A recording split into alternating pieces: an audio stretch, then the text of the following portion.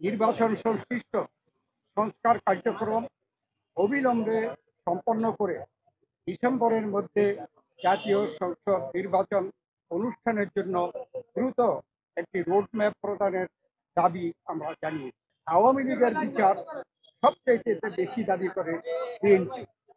বর্তমান রাজনৈতিক প্রেক্ষাপটে আমরা যা আন্দাজ করতে পেরেছিলাম তার উপরে ভিত্তি করে আমরা একটা লিখিত বক্তব্য নিয়ে এসেছি এবং সেই লিখিত বক্তব্যটি আমরা মাননীয় প্রধান উপদেষ্টার সমিতিতে পেশ করেছি। বাংলাদেশে গণতন্ত্র উত্তরণের লক্ষ্যে বিএনপি প্রথম থেকেই একটি সুস্পষ্ট জাতীয় নির্বাচনী রোডম্যাপ দাবি করে আসছে। সুষ্ঠু, নিরপেক্ষ ও অবাধ নির্বাচন অনুষ্ঠানের উদ্দেশ্যে সরকারের নিরপেক্ষতা বজায় রাখার স্বার্থে বিতর্কিত উপদেষ্টাদের বাদ দিয়ে উপদেষ্টা পরিষদ পুনর্গঠনের জন্য আমরা দাবি জানি।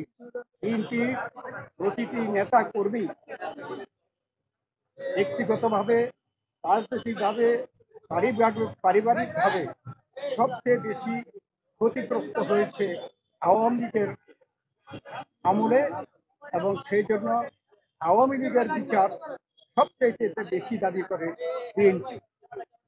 এই বিচার প্রক্রিয়া কোনোভাবে অসম্পূর্ণ থাকলে বিএনপি সরকারের দায়িত্বে যখন যাবে তখন বিচারের আওতায় এনে তা বিচার বিভাগের মাধ্যমে, স্বাধীন বিচার বিভাগের মাধ্যমে পরিপূর্ণভাবে সম্পন্ন করা হবে।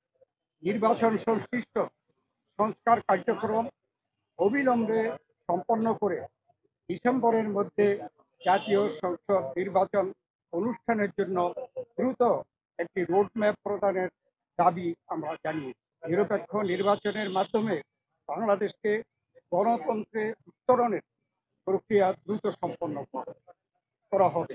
আবার স্বৈরাচার পুনরায় ফিরে আসার ক্ষেত্র প্রস্তুত হবে। এর দায় দায়িত্ব বর্তমান সরকার ও তাদের সাথে সংশ্লিষ্টদের উপরে বর্তাবে। বিচার এবং নির্বাচন মূল। আমরা বলেছি একটার সাথে আরেকটার কোনো সম্পর্ক নাই, কেননা সংস্কার চলমান বিষয়, এটা চলতে থাকবে। আমরা আশা করেছি এই সরকার সকলের সাথে ঐক্যমতের ভিত্তিতে একটা সংস্কার প্রস্তাব দেবে, সেইটা চলমান থাকবে। আমাদের দেশনেত্রী বেগম খালেদা জিয়া, ভারপ্রাপ্ত চেয়ারম্যান তারেক রহমান থেকে শুরু করে আমরা এবং সেই তৃণমূল পর্যন্ত আমাদের নেতা কর্মীরা সবচেয়ে বিক্ষুব্ধ।